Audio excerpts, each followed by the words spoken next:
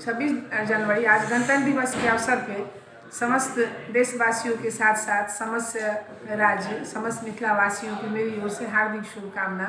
मैं मधुमाला कुमारी अध्यापिका +2 MKP विद्यापति के परिवार से आप सभी को गणतंत्र दिवस की हार्दिक शुभकामना देती हूँ। साथ ही मैं उन वीर शहीदों को याद करती हूँ और अपने बच्चों से उन वीर शहीदों की कुर्बानियों को याद रखने के लिए और उन्हें अपने जो हमारे पूर्वजों ने हमारे जो बलिदानियों ने जो त्याग किया उस त्याग को वो ज्ञान समझे, उस त्याग और बलिदान को विफल न जाने दें और उस जो उनके जो बलिदान उन्होंने दिया उस बलिदान को वो याद रखें और अपने राष्ट्र को अपने देश को वो आगे बढ़ाएं।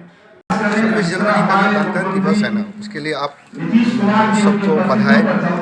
हमारे तरफ से सारे साथी को, मीडिया कर्मी को सबको हार्दिक शुभकामना। उस दिन जो गणतंत्र दिवस है 26 जनवरी को हम लोग सदा से मनाते आ रहे हैं और मनाते रहेंगे।